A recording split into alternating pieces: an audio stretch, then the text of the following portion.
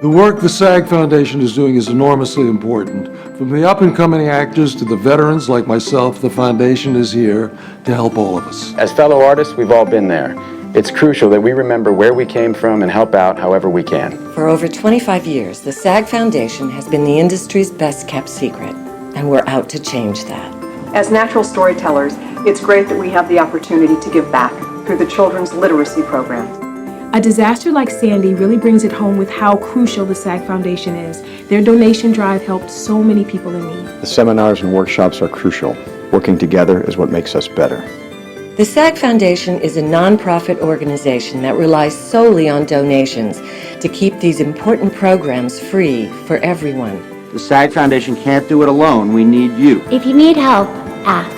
If you can help, give. We're all in this together. We're all in this together. We're all in this together. We're all in this together. We're all in this together. Together, everyone benefits. Join the cause. Act now.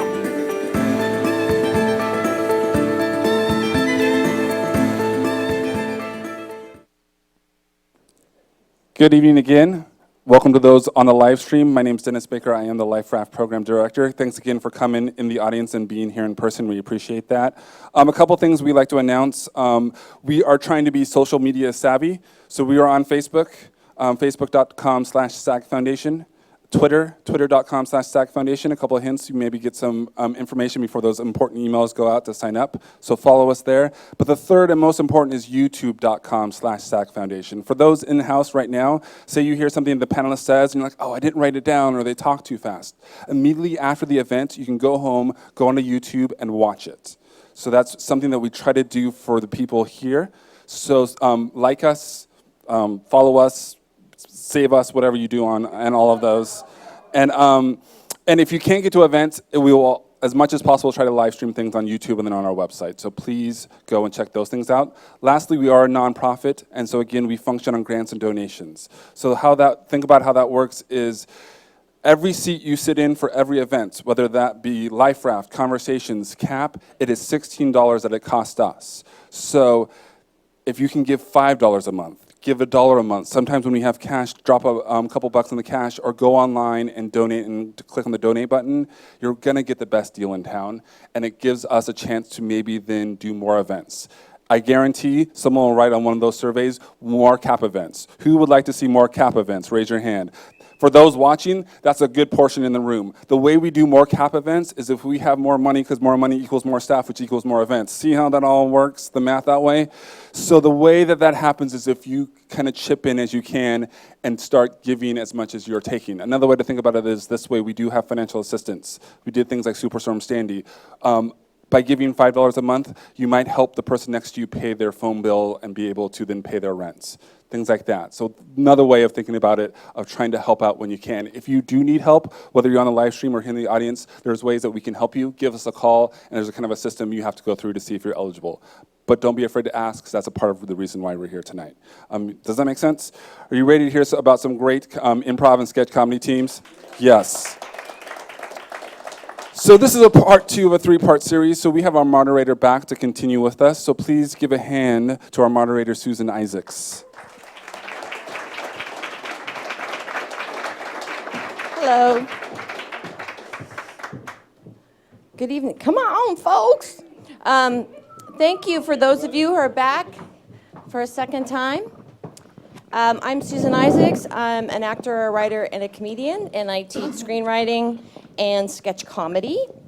And if for those of you who were not or did not watch or were not present for our last one on improv and sketch, we went over the basics. What, for some of you, just want to know what the difference between improv and sketch comedy is, or what the difference is in each of the specific groups that we have represented. So tonight, we're taking that a next step further, and we're going to be talking about creating teams, creating groups, and how do you create a group and promote your group and get a step ahead in terms of what you're doing as a sketch comedian or an improviser. So we're going to be going over a lot of that. And I would like to introduce our panel. I'm just going to let them introduce themselves because sometimes I feel like I have Alzheimer's. No offense to those who have Alzheimer's here tonight. Okay, so anyway, take it away, Mindy Sterling. That's who I am. So you did very well. I'm Mindy Sterling. I have been associated with the Groundlings. I was a member for many, many years, 80s, 90s, and I am an alumni at the Groundlings and perform in Thursday night improv shows. I sometimes teach. Still very much connected with that organization, that group.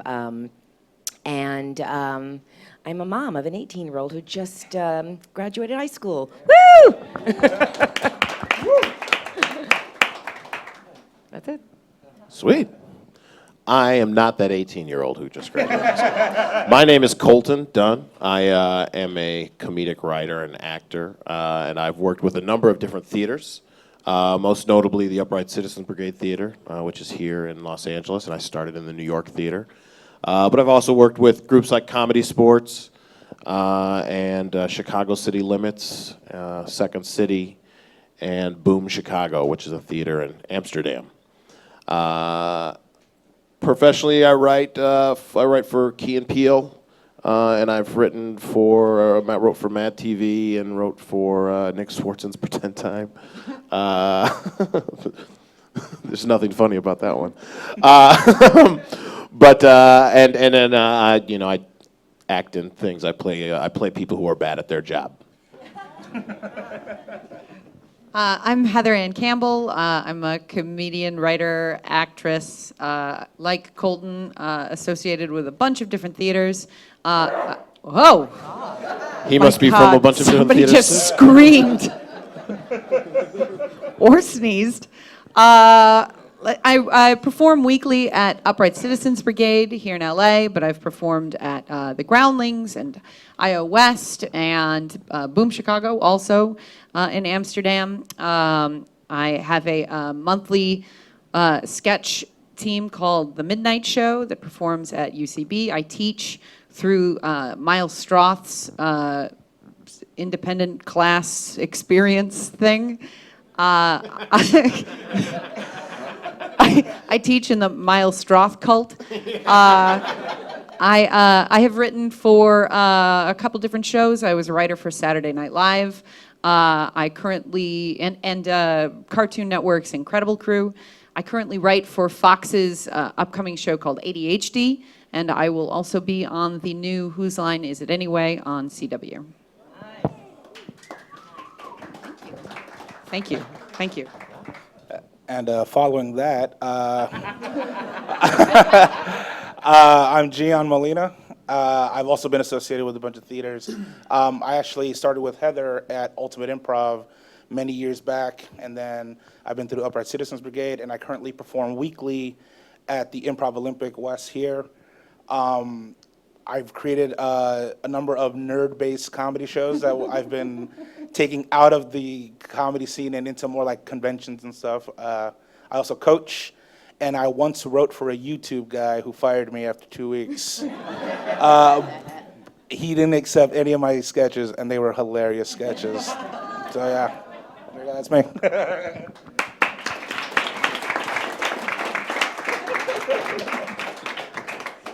Well, one of the questions I'm just going to ask each of you, let's go down the line, and you can refer to the group that you're associated with and also your own experience. And now the first thing is, how do groups form within, whether it's IO or UCB or Groundlings? How do groups or teams get started? So why don't you tell us a little bit about your group, and then also how your group started, if there's any particular teams or groups that you got associated with. And let us know, is it sketch, is it improv, and those sorts of things. Well, I think at the Groundlings, there's a whole school program, and whatever groups or teams formulate from that, I think it's students that have been working together, that take classes together. There are 4 levels that you have to complete to and go through before you're eligible to perform in a company, in the Sunday company. So we get a lot of alumni people that maybe were in the Sunday company and their time was up and they come back and they put together a group of people that they've worked with, and they perform on Thursday nights. We have an open night there at 10 o'clock called the Mystery Box Theater, so we get those kind of people. But I think it just comes from, whether it be sketch comedy or improv, from the people that you've worked with, the people that you've trained with, the people that make you laugh. I've also heard the nightmare stories where, everybody's formed, it's like the 5 people in the group, and then 4 of them have been meeting a lot more often than the one person because they have a job. And then, and she's trying to find her way in, and, and that can be difficult. So I think the dynamics, and you'll probably go through several different groups before you find the right dynamic or the right group for you. Yeah, I think it's just happened either through, but also too, Groundlings is not just, alienated from all the other groups. You do get around. A lot of people do Groundlings, do IO, do UCB. It's this really small community of people, though I have never met any of these people up here. But I love them now. But once you get hooked on doing improv and sketch comedy, your whole life becomes a little obsessive about that, and you do go to see, and we encourage, go see other groups, go see whatever other people are doing, because it's all different. Everybody has a different formula or style, or maybe teach a little bit differently. I think the base is there, the foundation of what improv is and sketch comedy, but everybody does it a little bit different. So I think it's that small community that you just, you go see a show, and then you go have a drink, and then you're a group. I agree. Next question. No, but I think whether it's the Groundlings or UCB or IO, just putting yourself into those programs is great. Any of those places, once you put yourself into one of those programs, you're gonna meet people who want to be creative and want to do stuff. So whether you make it up through the levels at Groundlings or you get put on a Herald team at UCB, either way, you get a chance and an opportunity to meet a lot of creative people. And that's really what's important about it. Just sort of a similar but different. I wanted to start walking more. And so I would get up in the morning, and this is about a few years ago, and I'd try to go for walks, and it was just very boring. I hated it. And so but then I was like, you know what, I'm going to ask my roommate if he wants to go walking. And so I asked him, and he's like, yeah, sure. And so we'd get up in the morning, we'd go walking, and then we told our friend about it, and he was like, oh, I'll go walking with you guys. I want to go walking. And so then we would go walking all the time. And it went on for like a good year. I had this great year of getting up and going walking, and then everybody moved away, and now I don't walk that much anymore. But, when you get together with a group, it can really help you keep something going.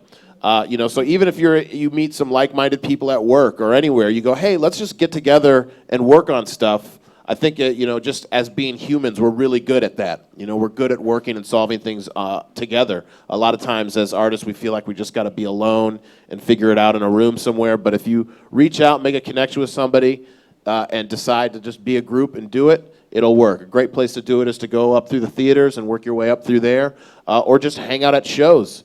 And hang out with the people who hang out afterwards, who are really loving it and laughing it up, and go, hey, you love this stuff? I do too. Let's do it. That would be my advice on how to get a group going. Yeah, I don't really have much to add to either of that. It's pretty much all been said. Well, is that how things work at UCB? You're in a class and you meet some people, and is there some sort of protocol? Now, I know with the Groundlings, because I was in the Groundlings, that we went through the school and you just get voted up. And there is the Sunday company and there's the main company. But tell us a little bit more about, is it UCB and IO, how those things work there? Well, I know that at UCB, you take classes and you audition in order to be a part of a team. The show that I'm on Thursday nights, we all auditioned for the show, and we all came from different backgrounds. Like some of us had just gotten done with Boom Chicago, and we're just in our first or second classes. Some people had gone through 5 classes. But it was all part of an audition process. The sketch show that I'm a part of was formed by a small group of friends who were like, we just saw this incredible showcase, and it's a shame that none of those people got hired for the show that they were doing the showcase for, so we should just make that into the show. And we got an ugly midnight slot at the theater, and years later are still doing that same show. And that was not an audition process, but more of like, these people all have a similar point of view. Let's put them into a group together.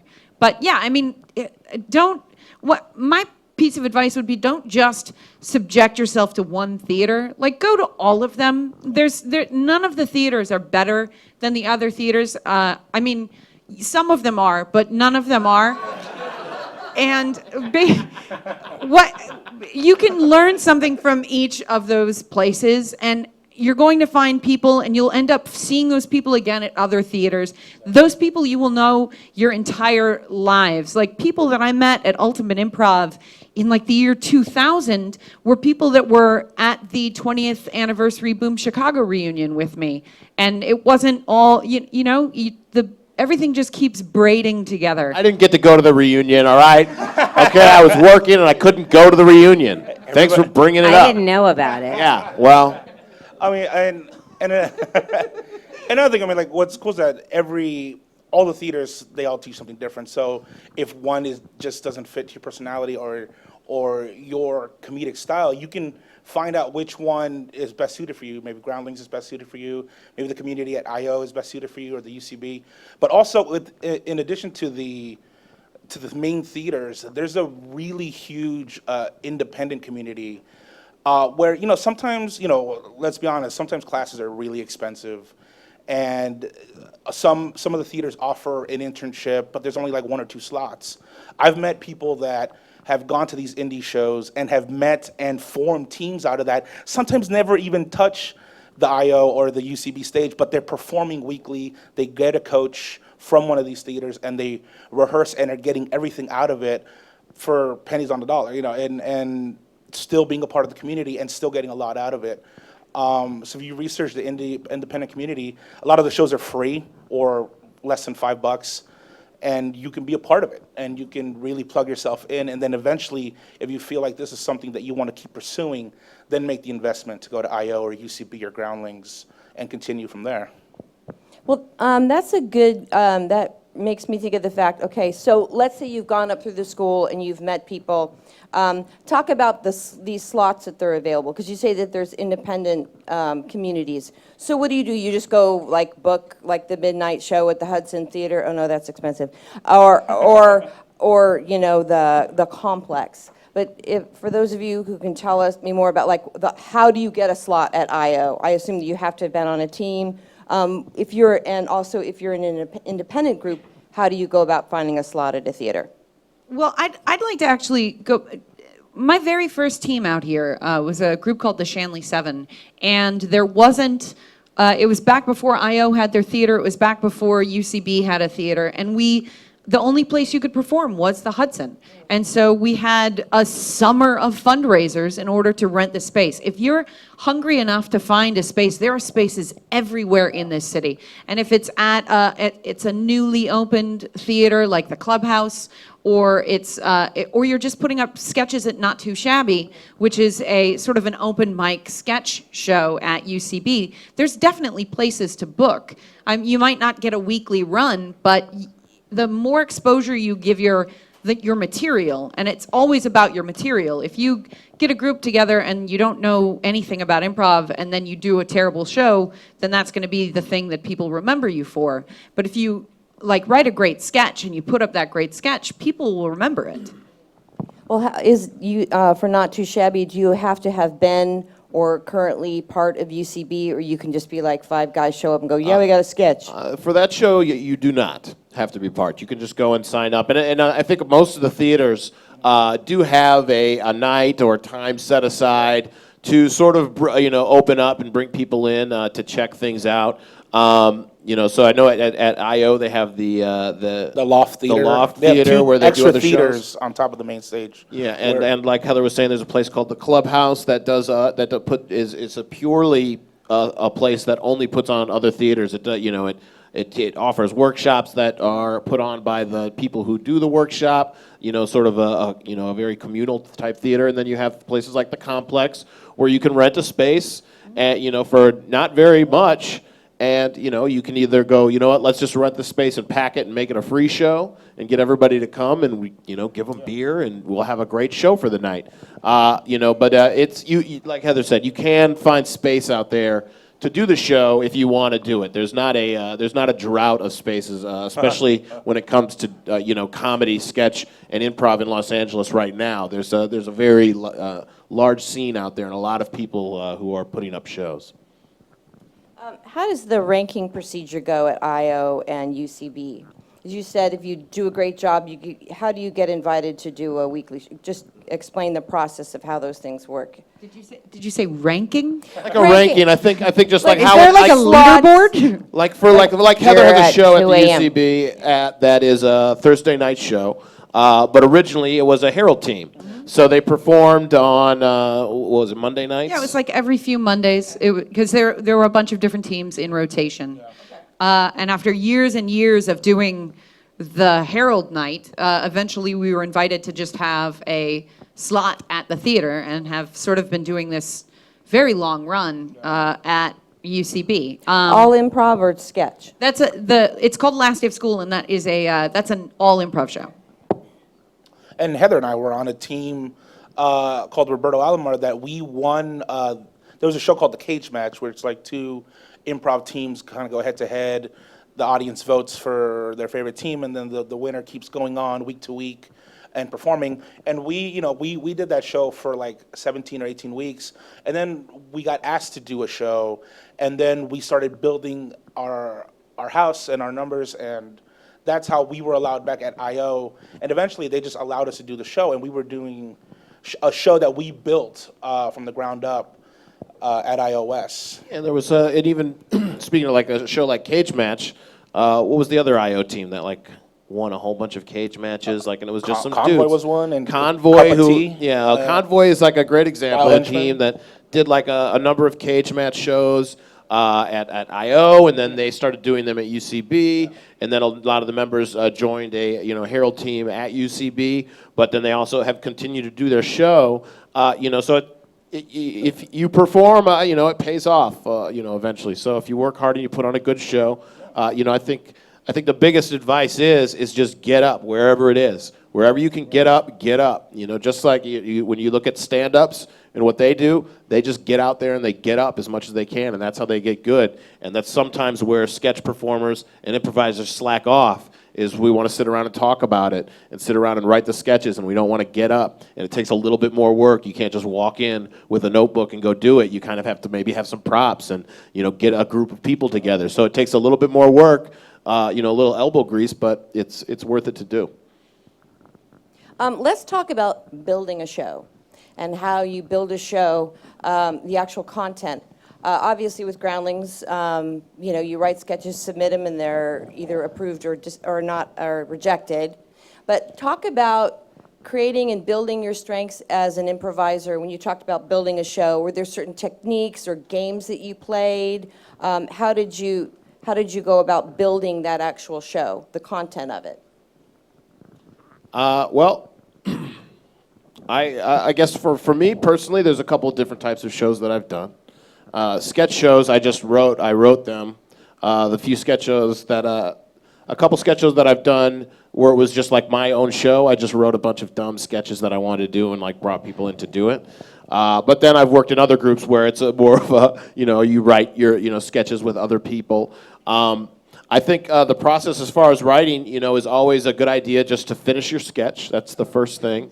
What I think in any building of any show, finish a sketch, get to the last page, write the end, and then give it to somebody else and have them read it and tell you what they think, and then write the whole thing again. And I think that's probably the best first step to building a show is just finish that first part of writing it out. And for improv, really it starts with finding people that you have a good chemistry with. Like, start with your friends if that's what they want. If they want to do improv and you've met people in the community that you really get along with, start by, getting together and forming a team and practicing. And what's cool about the independent community and all the theaters is that there's a lot of teachers and coaches that, lend their services for not that much money and can work with you and work with the team in building your show, week to week, and have a weekly practice, and you could actually get up on your feet and put on a show and build a show. I think at the Groundlings, it's a little more structured in terms of how it's run. Like I said, the 4 levels, but people that do want to then you do anything outside, very similar. I mean, it's the people that you work together. You've got to, does this person make me laugh? Do I really get inspired by this person? Do I want to write a sketch? And then I think you have to have somebody, maybe not so much in the group, but I think it's always good to have a leader or a director or a coach to be able to look at something and, be honest with you and let you know it doesn't end. The scene goes on and on. What's the point of it? Or, just to give you some objective criticism and things like that, because obviously everybody wants to see you do well. But you really you want to be with the people. If it's 5 of you, you've got to love all 5 of you too. So, and sometimes that, like I said, that is about, going to different groups to figure that out. But if you go through a program or you're training, I think that's the other thing too is, the more training you get from any one of these groups, the more that you are involved and listen and get any kind of notes or criticism about what you do or what needs to be done. It's about like she said, it's about the content. What is your point of view? If you're going to write something, why is this funny? Can people relate to it? Is it just, 5 people just saying funny things? So you do have to have a really strong eye to sort of, I think, help you and help hone that. I'd like to say that one of the foundations of a group is that beyond liking each other, you all have to have the same goals. Like if some people are just getting together to have something to do on the weekends, eventually, inevitably, those people are going to be at odds with the people that want to turn the show into something tangible. They want to be, to develop a television show, or they want to be the best show at a given theater or whatever. If you're all aligned with a similar goal, then whatever egos you have as creative people, those will always be sifted out and pushed aside because you have the same goal. The thing that you can't get over is if people just don't want to care about something the way that you want to care about it. So you can be, I don't want to say, don't want to create a supervillain enemy group, but you can be with people who you don't necessarily want to hang out with, but if you all want to work the same way, then that's going to be the way that you make a great group. So that's the number one thing that a group needs, is the same goal. On that topic, you mentioned directors. I'd like to know, have you hired an outside director, or is somebody who is also a performer and a writer taken on the role of the director? So I'd like to know how you've gone about choosing your director, and also talk a little bit about the other aspects. Does everybody write? If it's improv, do you all split up the jobs in terms of the grunt work of publicity and getting all those other things together? So talk about just dispersing activities and things you have to do, as well as how you choose a director.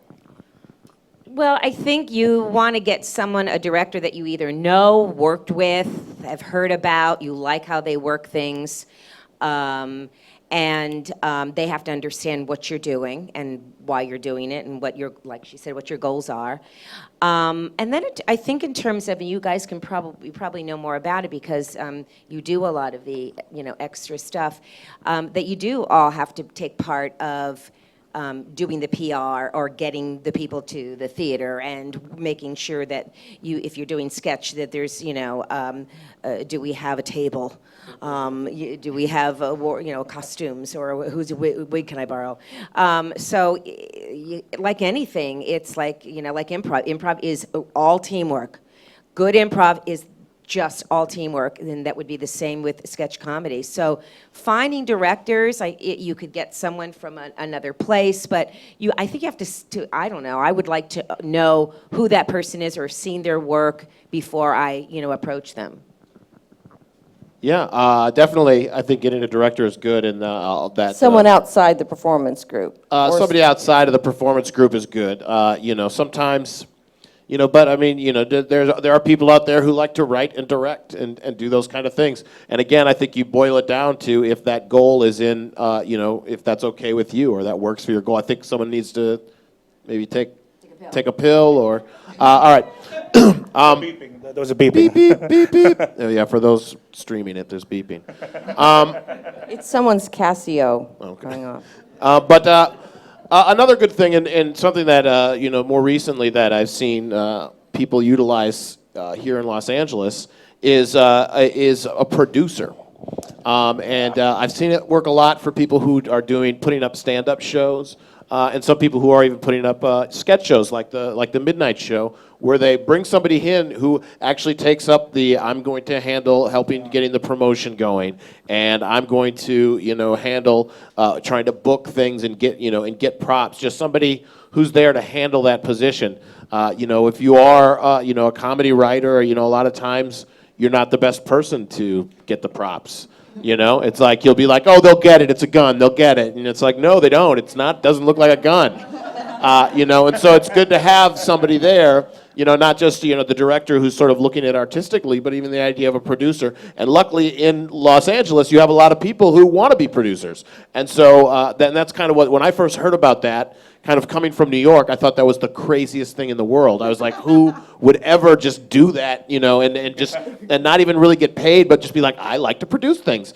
And you don't meet a lot of people like that, but apparently there are people like that. So And they make your life easier. And they make it so easy, and because they want to do it, because they realize what a real job it is, and that and you can tell the difference between a good one and a bad one, And the one that's good is somebody who maybe produces your sketch show right now for free that you guys put up in a place, but in 5 years could be the person who's producing the tour that you're going through colleges or the first film that you're making.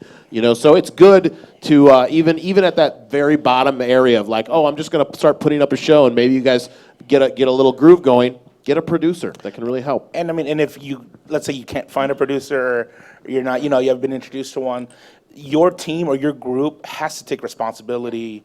Like, you have to divvy that up. If you're trying to be the captain of the ship by yourself and be like, I'm going to will it, I'm going to promote it myself, You're going to hate everybody else in your group. Yeah, and they're going to hate you. And they will hate you. It's like the person who always does dishes. If you have more than 4 people who live in a place, and there's 2 people who love to do dishes and other 2 people who don't, they just hate each other. Exactly. So the same with finding people that have the same goals. You have to find people who are responsible as well, and that will help you. And sometimes, and that's why we'll bring this up now. Sometimes that one team you form might fall apart because you're going to go through many cycles of people sometimes to find that right team, that right group of people. And so you might get lucky. Maybe your first team that you made is the one that becomes Kids in the Hall, or and congratulations. And sometimes you go through years and years of performing with different people, trying out different shows, being in multiple shows at one time, and then to find that core group. And then from there, hopefully get some success and some consistency and performing all the time. But yeah, you can't do it alone, and you can't put more work on someone's shoulder than they can handle. You have to divvy it up. You don't even have to be particularly good at promotion or good at buying props. You just have to be competent. Like, you don't, like, if you go to the Apple store and you learn basic Photoshop on one of their like little tutorials, then you can make a flyer. Like, it's 2013. Everyone in this room should know how to use Photoshop, guys. Like, we can wear computers now. So please. But also, if you can't, if maybe you can't use Photoshop and you're not inclined that way, again, there are so many people out there who, if you put the word out, you put on your Facebook page, right? I would love, you didn't go on Craigslist, you just put it on Facebook page, man. I need somebody who wants to design a cool flyer. Somebody's going to tag their friend in commenting you, and that person's going to be like, all I do all day is draw cool pictures. I'll make a flyer for you. We're in Los Angeles. You're surrounded by creative people. There's always going to be a director that just graduated from UCLA or USC or something, or the film school on sunset. Like, there's always going to be somebody who is hungry to do that work. And if you're hungry to look for those people because you have a goal, then they'll work. You don't know Photoshop. And you don't. And you don't want to go learn Photoshop. Just learn it, guys. Learn Photoshop. If you're hungry and if you're writing good material or you're performing good material, then you're going to attract people who want to work for you so that they can be a part of the process that makes everybody better.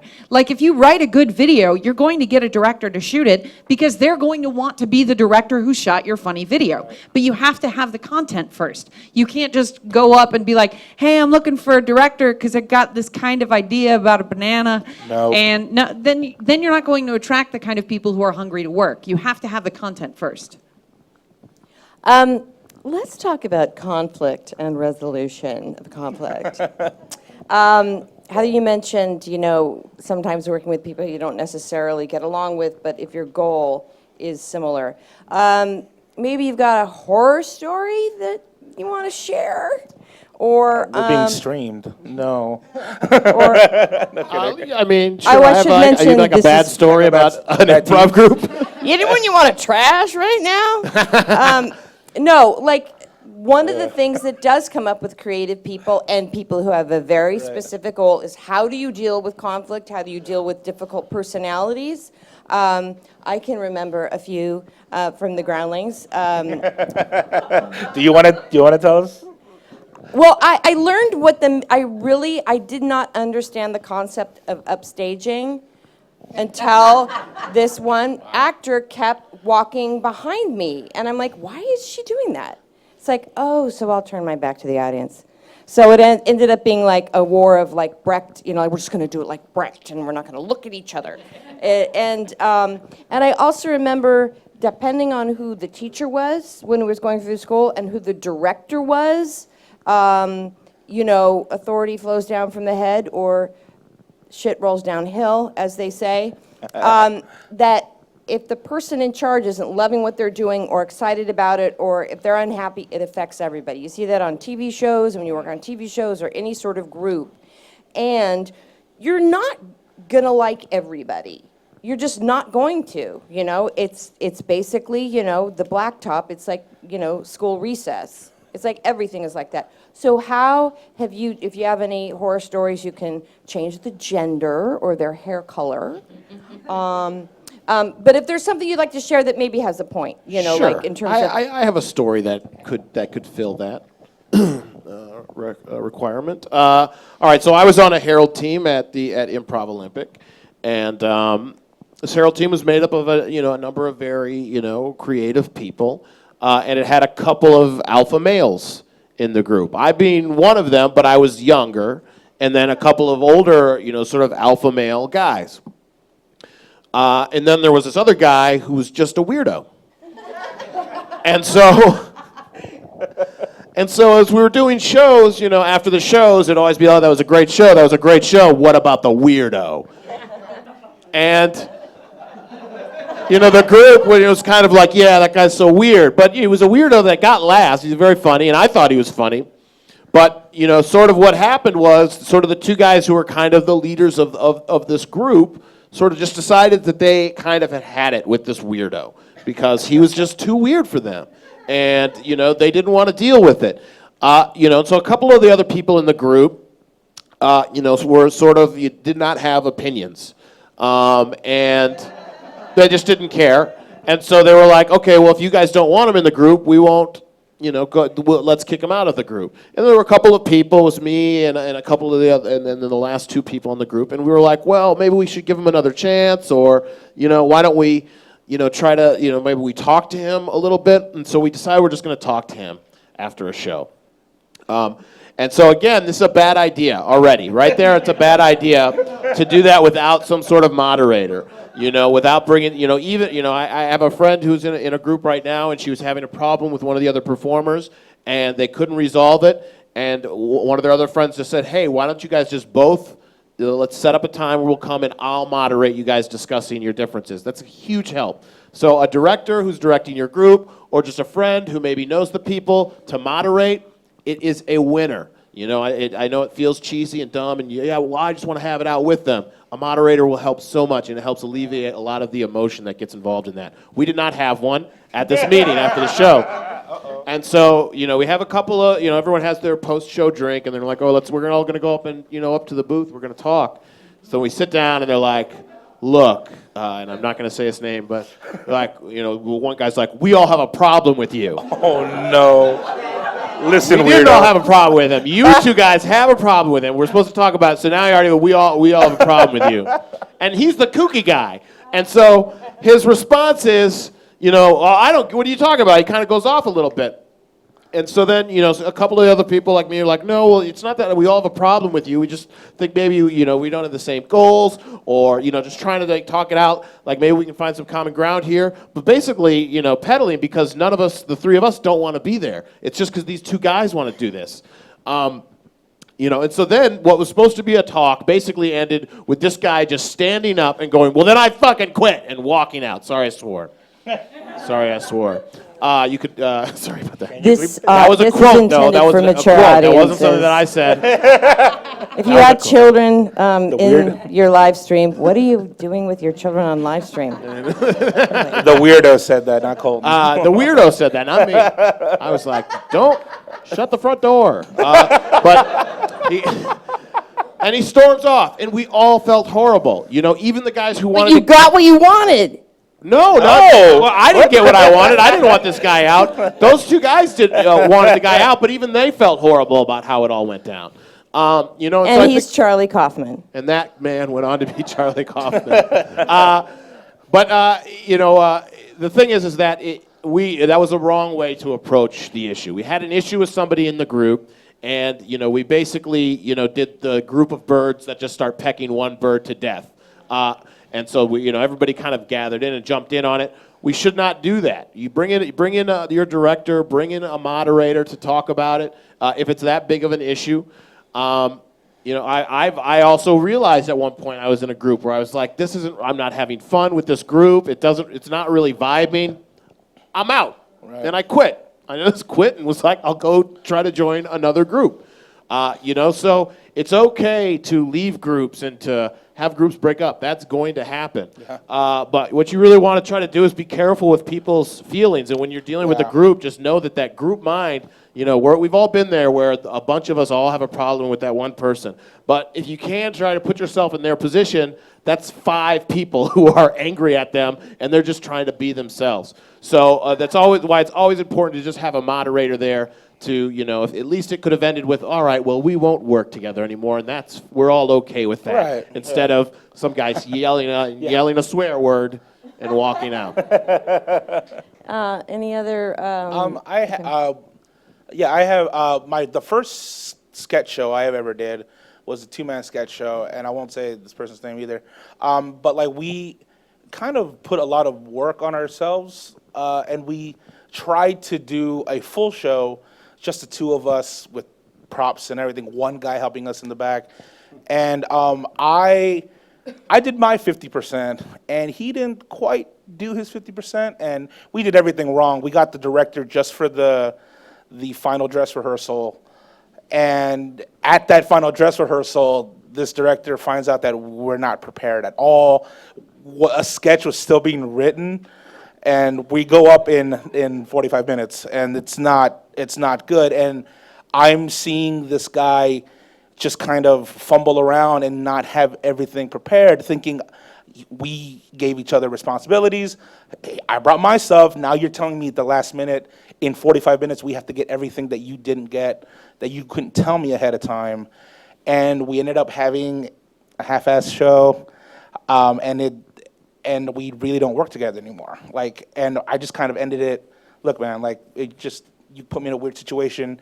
You put me in a weird situation with a director that did me a favor, coming to help us last minute and be an eye and a director. And communication. I mean, really, that's what, out of that, I mean, first off, don't put too much pressure and work on yourself that you can't handle, and communicate. And if you can't communicate, then you can't work with that person or those people. And yeah, I mean, to this day, this person, I still perform with him on other types of things, but never in a writing situation. And that's, that's unfortunate, but, we just found out that we just don't mesh well in that sense, because it's more work and more responsibility. And, I had to learn that the hard way on my first sketch show, even though it went well and people liked it and laughed, but I didn't feel good about it, because it wasn't the experience I wanted. I wanted to prepare something and see how that goes. We ended up improvising most of the sketches because we weren't prepared, and that didn't feel good, and I didn't feel like that was a sketch show. So sometimes situations like that teach you how to be more responsible and teach you how to, even if it's uncomfortable, confront each other and bring it to the light. And as long as we know where we stand with each other, it's going to work out better.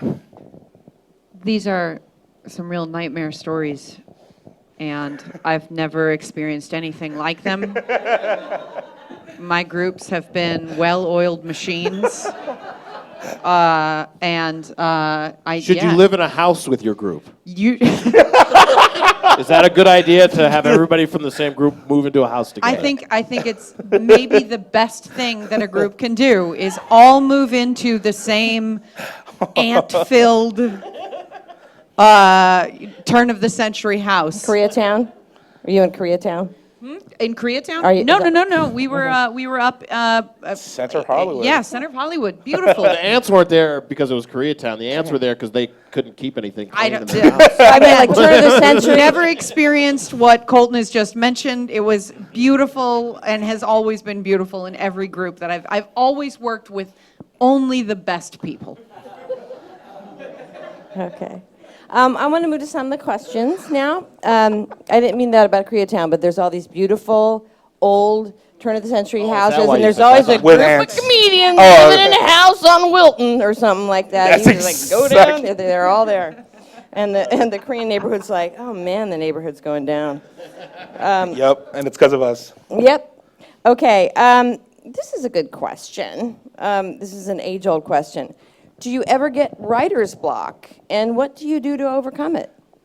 Go get something to eat. God, you have.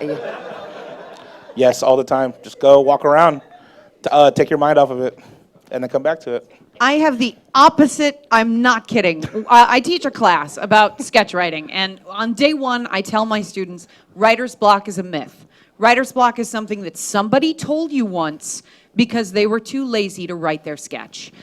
I'm Or dead maybe you're serious. hungry and you're just like, I need to go eat something, and maybe I'll come honestly- back and write something better. I think that if we had never heard the term writer's block, we wouldn't know that writer's block was a thing. You'd think about, you'd sit down, you'd maybe get a little stuck on your idea, but you'd work through it. You wouldn't suddenly label, oh, this is writer's block, because then you're giving yourself permission to stop writing.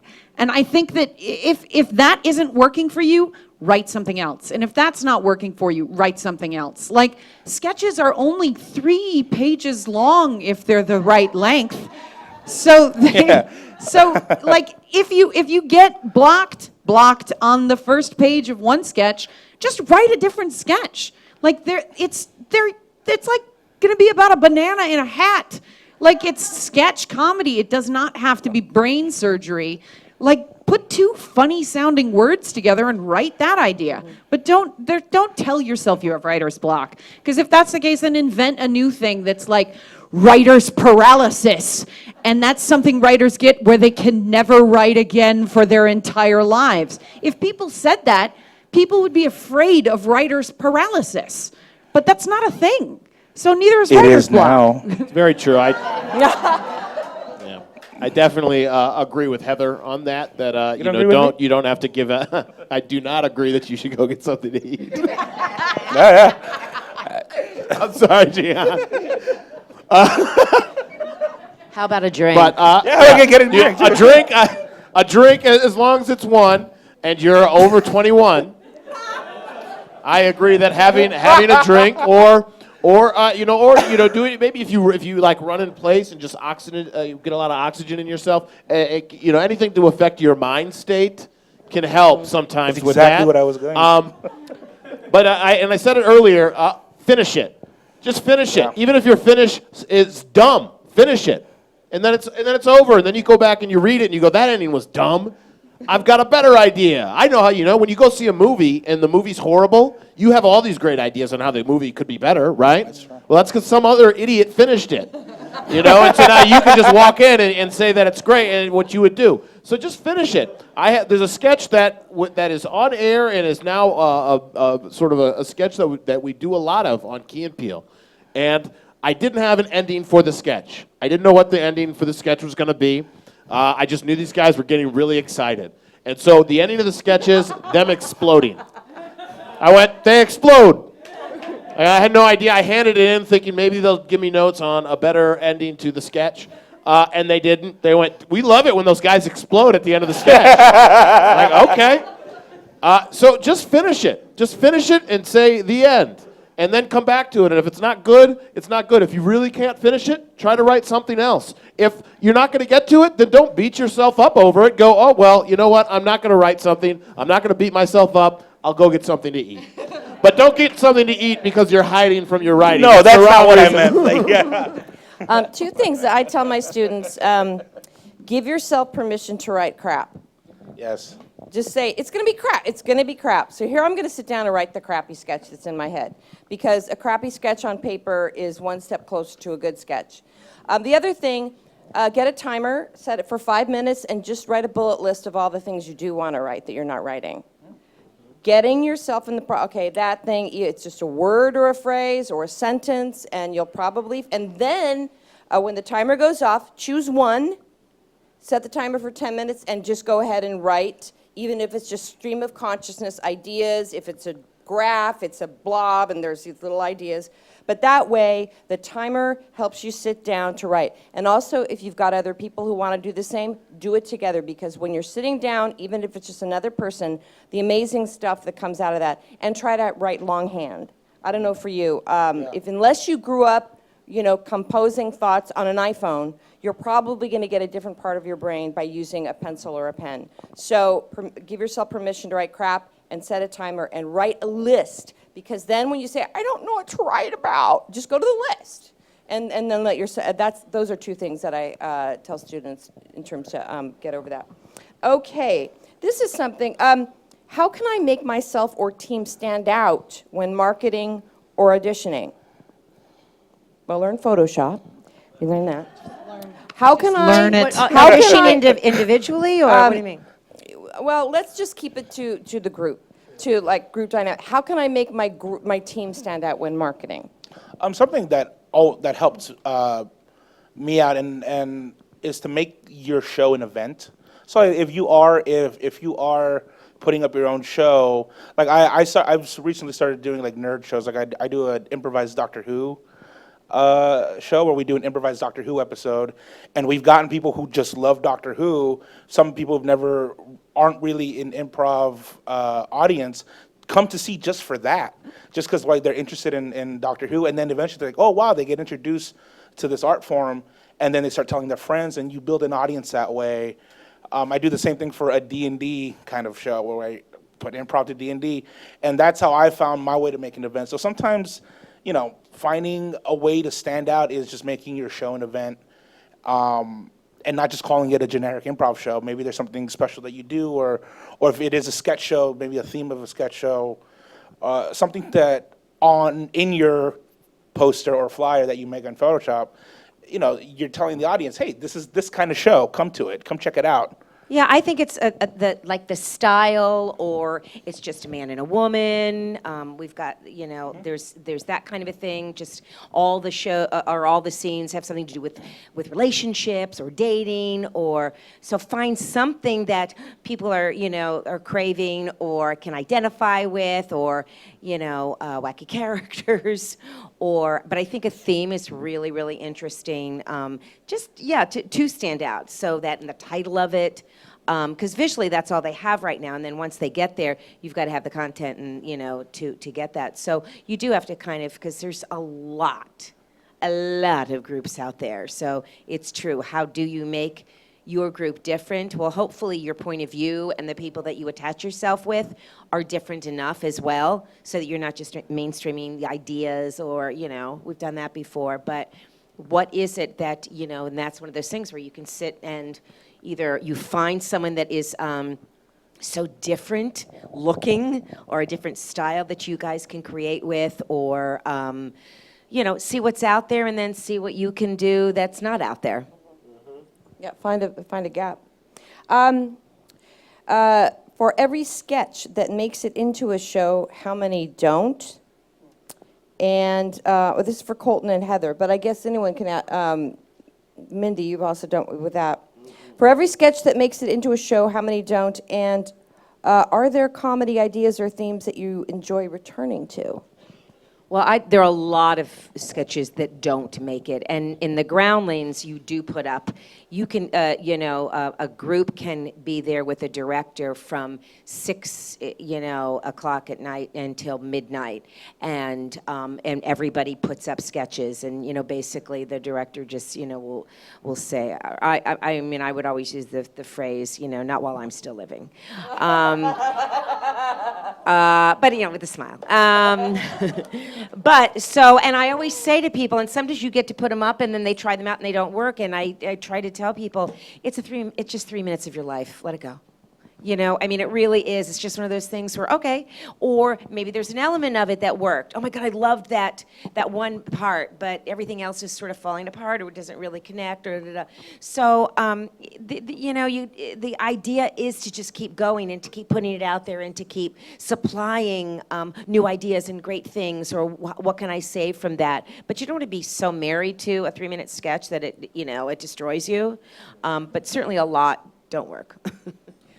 Yeah, I think in the last season of Key and Peele, we needed to have 75 sketches to fill out this season, and we wrote 150 some sketches. So like a lot of sketches, we don't see anymore. And there's probably even more than the 150 that were sketches that never even got seen by Comedy Central. That could be like up past 200. So you generate a lot of material to get a little bit, and that's okay. That's fine. And if you're working in a group or with a director who, you write a sketch and you love it, and they go, not for this show, put it in your file. And when you're done with that director or that show, put up that sketch, and maybe it's going to be a hit, and you're going to get to go, look, you said this was nothing, and now I'm a hit. So you get to prove everybody wrong.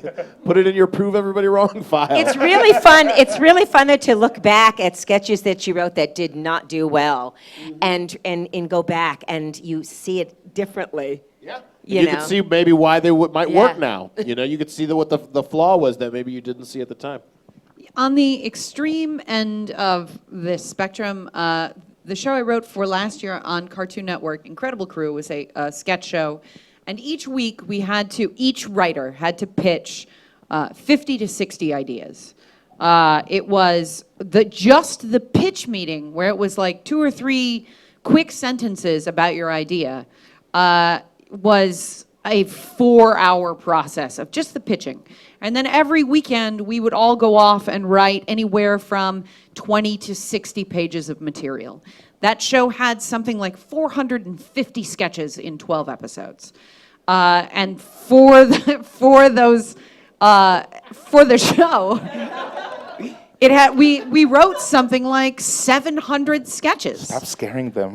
So that was the insane side of, but something that teaches you is it's all disposable, it's all very quick. Like, it's okay if you write something and it's like, well, that didn't work, because you still have 60 pages of stuff to write that week. On the other end of that spectrum, I've written for shows where literally every sketch, you go in with the goal of like, everything we write is going to go into the show. We're going to write 7 perfect sketches. And those shows are usually worse. Like, you want to write more than you get into the show. The Midnight Show each month writes an entirely new show and entirely new videos, and then we vote as a group on which sketches should go into the show. And almost always, the stuff that didn't get into the show, if it's not funny enough for these 8 people to agree that it's funny, then how are you ever going to get a room of 150 people to laugh? So if those 8 people can't agree that, or even the majority of the 8 can't agree that it's funny, then it goes away. So there's 15 to 20 sketches in that show every month, and the other 30 that we voted on are just gone. And that's just how it is. And I also want to point out, too, because a lot of times what sketch groups will do is they'll go, we want to put up a sketch show, and everybody gets 2 sketches. And that's it sounds good on paper, but it can be bad. And so it's good if you want to be part of a successful sketch group to go, hey, maybe my 2 sketches were not the best of what everybody else did. Do I really want to fight to make them put up this sketch that, isn't that funny and isn't getting laughs? Or is it better for me to pull back and focus more on performing in somebody else's sketch? And that comes down to goals. Like if the goal of the group is, hey, everyone gets 2 sketches in the show, then nobody's going to be upset about it. But if the goal, the audience, right, the audience will be upset. But if your goal is, that you want to be a part of the best show possible, then let go of your ego when it comes to how many pieces of material are in the show. Learn what worked for your show and write a better show for that show the next time you do it. And find a thing in the team that you could add to. Like, what if you're an amazing set designer or an amazing costume? You have a strength on top of acting. Like, find it and apply it. That's why it's good to have a leader, though, because the leader's going to be able to go, it just isn't working, because there is ego to it. Right. I mean, at the Groundlings, we're not trying to be even. When you go onto the Sunday company, it really is the best stuff. And if your stuff, isn't working, it's real easy to go, well, I think it is. I think it's funnier than Joe's. Well, I'm here to tell you it isn't, and but it's okay, and you'll come up with your thing. So, but if you don't have that one person, that's when I think it can get really messy and very, very competitive. And that's why it's good to have a director. I was in a 4-person show in New York. We had no director, and we got the nickname of being the 4-headed hider, because we were just, there was no one in control. So, yeah, that was unfortunate. We did some great stuff until it got bad. This is, how do you get financial backing for your production? Starbucks.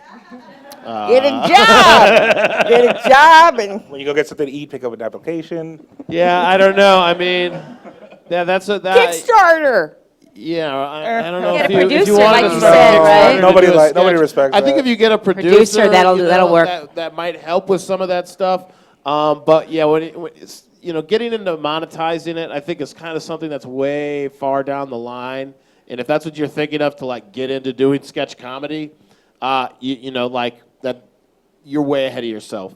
But say you are at a position where you wanted to get funding for a project. You would probably, again, like Heather said before, come with a wealth of material.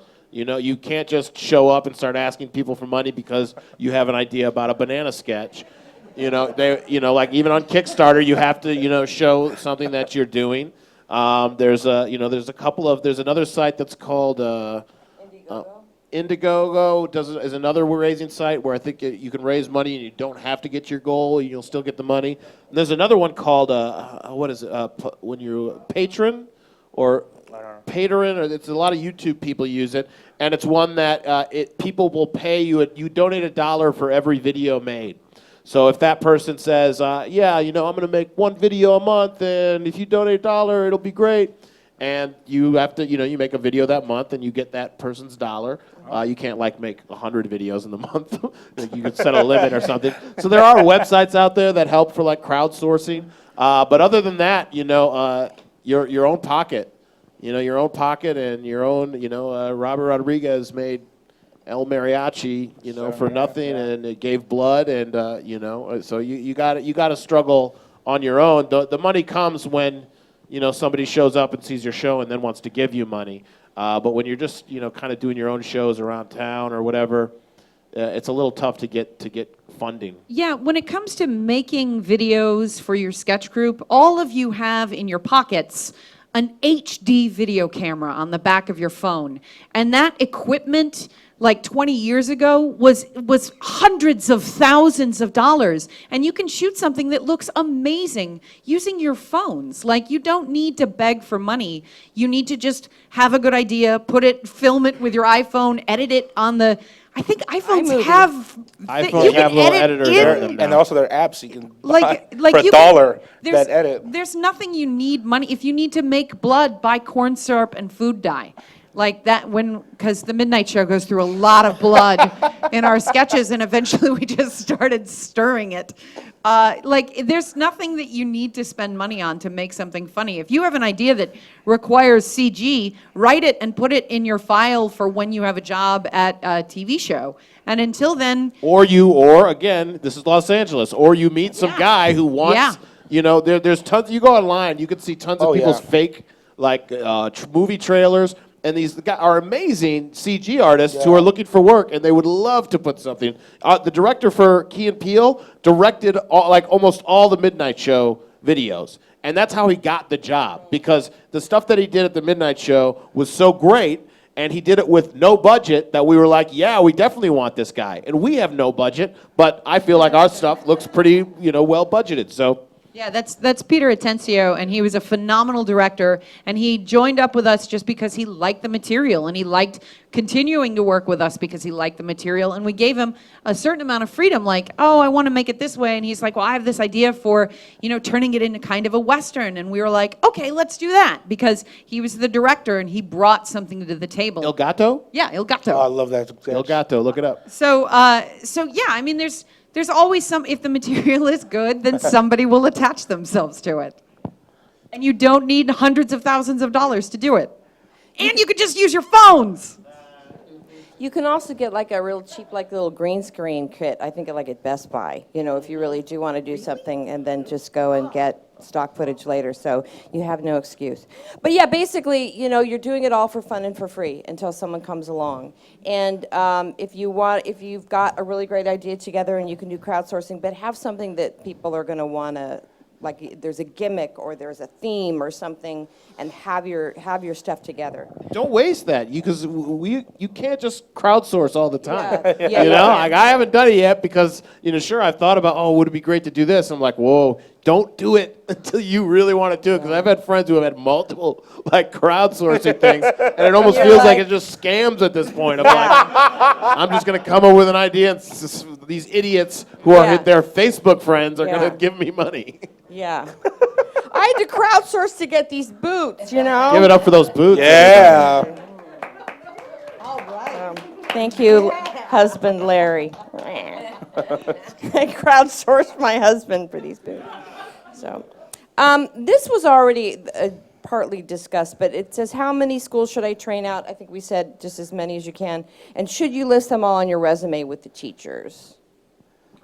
The schools. Yeah, why not? I mean, you might be in a commercial audition and somebody be like, oh, you worked with this person? I love that guy. My Groundling Sunday Company director was Mitch Silpa, and I've got him on my resume because, maybe he's We all like each other. Yeah, just everybody because likes each other. Everybody has a different theater or they studied differently. I mean, we all respect one another. So there is this community, and don't feel weird about listing all of the improv groups that you've been involved with, or the schools. I think the more the merrier, in terms of just getting training in tools. I would temper that with, don't list all your indie teams. No. Pick your top 5, your MySpace top 5. Anyone? MySpace? Yes. I had to work for that laugh right there. Just pick your top 5 improv groups and your top 5 directors and put them on. Don't list everything, because it's just gonna look weird. And just another small thing, though, when you do find that theater that, if you say you go to I.O. and you think it's great, or you go to the Groundlings and you're like, this is it, it's okay to focus in on that place. A lot of people feel like, you don't always have to go to every place. Like the theaters do have different approaches, and it's okay to just envelop yourself in that approach. And you can always get out of it after. But so I would say, definitely, go around from place to place. But when you find a lady you like to dance with, put a ring on it. That was beautiful. We have a couple minutes more. How many more minutes would you say? Okay, 10. Okay, we're good. Oh no, how are we going to fill it? 2 hours. All right. Okay, if I have a sketch that is really good, how do I submit it without losing rights or intellectual property? Well, the first question is, where would you submit it to? If you have a sketch that's really good, make it. Like, just put it up, and that will be your functioning resume for any job that you get after that. Like, if you make a viral video, people will, when you go in for job interviews, they'll be like, oh my God, you made that, the banana video? And you'll be like, yeah, I made the banana video, and you're going to probably get hired because of the incredible banana video. Yeah. There are, but if you are going to submit, say to Funny or Die, I'm going to go to Funny or Die. I want to pitch to them this sketch that I want them to shoot. It will become Funny or Dies. So like I've submitted sketches there, and I sign a release that says this sketch is now Funny or Die sketch. The Upright Citizens Brigade Theater has a thing called mod teams. Not mod teams. What are they called? That do the Beta teams. The beta teams. The beta teams shoot the videos for their website. If you submit a sketch through them, it's not necessarily it's not the Upright Citizens Brigade sketch, but the video, and maybe Ed, you've done a few of these, so you may know. Like, what's the ownership go as far as that video when you do something through a beta team? Okay, so in that case, they would produce the sketch for you, and you could put it up. But as Ed said, any YouTube revenue from that sketch goes to UCB Comedy. It wouldn't necessarily go to the writer of that sketch. So you do relinquish something when you do stuff like that. That's why it's beneficial, like Heather said, to do it on your own if you can. If you can't, it could be beneficial to put it up, on something that may take the rights for it, but might get your foot in the door, And it's one sketch. You have to be confident to know that you're going to write more sketch. It's just 3 to 5 pages. A sketch can be 5 pages, everybody. It's okay. We don't all write 1,000 sketches for our 20-minute show.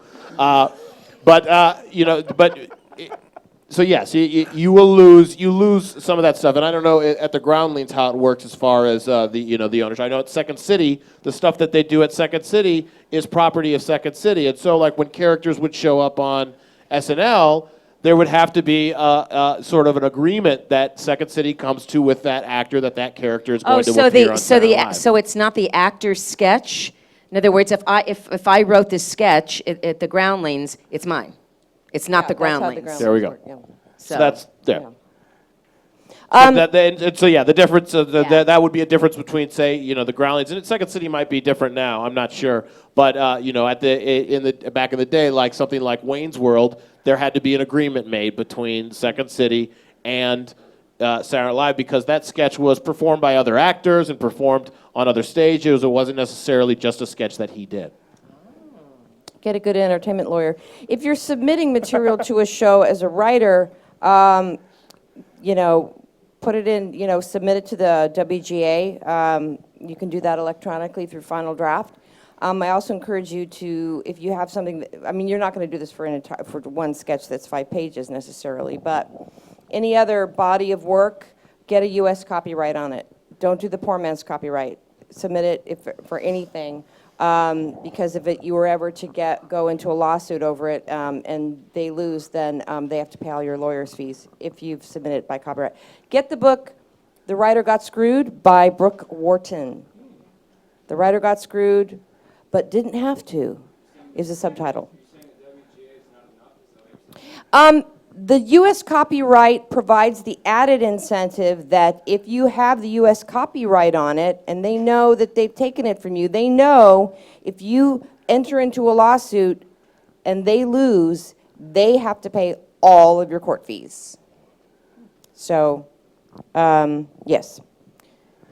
Don't mess with the U.S. Don't mess with the U.S. They got your Verizon phone calls, so. This one, I think we kind of discussed it, but I do want to put it out there. What sign should I look for if I'm on the right track? What signs should you look for that you're on the right track? Okay. Yeah. Are you happy? What signs to look for? If people ask you back. If people send you an email and they say, "Hey, that was great. You guys should come back and perform again." If the audience laughs at the end of your show and cheer for you, those are the sort of the simple signs that you're on the right track. But yeah, are you happy? Are you enjoying it? Right. There's a great group from New York, and it had Billy Merritt and a bunch of the Swarm. They're called the Swarm, and they're a long-form improv group. But there was one guy on the group who they could not have been a bigger group in New York, but there was one guy who just didn't like it. And it was like they'd do these great shows, and people would be like, "Woo woo!" And they'd go out to the bar, and he'd just be like, "Yeah, I don't like it." And so one day he was like, "Yeah, I quit." And he quit the group, and he doesn't do the shows anymore. And that's great, because he's happy now. Maybe he's not happy. Maybe he'll never be happy. Who knows? But if you're happy, that's a huge sign. If people are asking you back, that's a huge sign. If you're getting laughs when you're on stage, that's a huge sign that you're being successful. And then all the other signs are pretty, we live in a capitalist place, so the other signs of success are pretty clear. Yeah. If people start handing you money because of you're doing what you're doing, then you're probably doing something that's successful. It may not be right, Also, like if you start learning skills, like I said, go learn Photoshop, and then you start learning Photoshop, and then you decide I'm gonna learn editing, and then you start learning these new things that you never thought you would ever try because you just you either were scared before, but now that you went in and you did improv, you accomplished that, and then you've never done Photoshop, so you tried that, and you keep trying new things, and you find yourself, wow, I have all these skills that I never thought I would have just because I just went out and did it. That's also another indicator. It's like, wow, I've acquired tools that I can use for any aspect of my life now. Mm-hmm. So that's another indicator. This is an interesting question from Matthew. How can writers contribute to the improv group dynamic? Improv is maybe the only place where you get to be an actor and a writer simultaneously on stage. Your brain is, the effect is you're writing what is happening as it's happening. So I've met a lot of fantastic writers who have no acting training, and they understand how a scene should develop. And that's what they contribute when they're in an improv group. It's not specifically that they're playing these raw and brave characters. They're doing stuff that helps the scene move forward in an interesting or serendipitous way that you might not have discovered if you weren't a writer. I think that being a writer gives you a set of tools in an improv scene that are different from what an actor brings, but are fantastically complementary, and that's why improv is such a great place for writers to go. Yeah, I think that's a great training ground for writers to get them out of their heads. They understand story, they understand, beginning, middle, and end, or at least they can really start developing.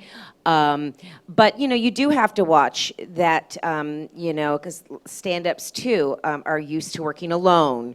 Writers who don't have any acting experience, and if you have a group that relies heavily on acting, are they going to fit in because they just kind of sort of stand around, all they do is talk, and everybody else is doing some heavy-duty acting, and they're just doing story and and being witty. So that's another dynamic that you want to kind of watch out for. But they're going to lend information, but also too, it's great too, like Heather said, when you're doing improv, you get to be everything. You get to be the director, you get to move, you get to, place yourself, you get to block, you get to, listen, you get to move the story. So it's learn how to improvise in the way that a writer learns how to write, if that makes sense. Writers are really good straight men. Yeah, they are. They're great. I'm sorry, we just have to wrap up, so unfortunately I won't be able to. I do have just one last question, and that is for Colton. All right. And then we have to wrap it up. Colton, where'd you get your shoes? No. Internet. How did it feel getting destroyed by Heather repeatedly at UCB cage match last year?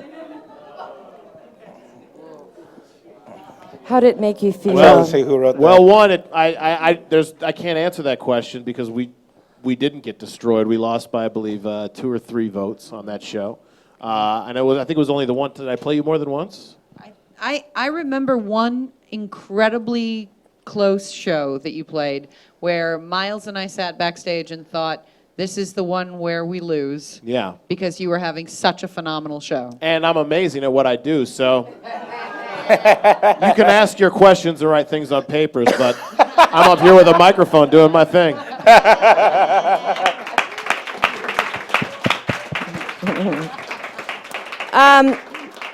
I just want to go down, and if you have one last little word or niblet to offer people, and then we'll be out. So, Mindy, last thoughts.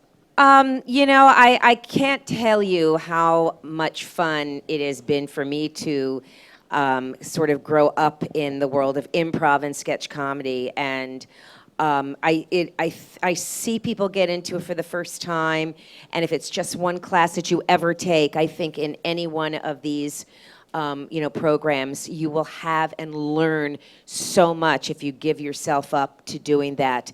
But I think that it's great training for anything that you do. So whether you're a writer or an actor or whatever, just get yourself involved. It really is a great tool to have.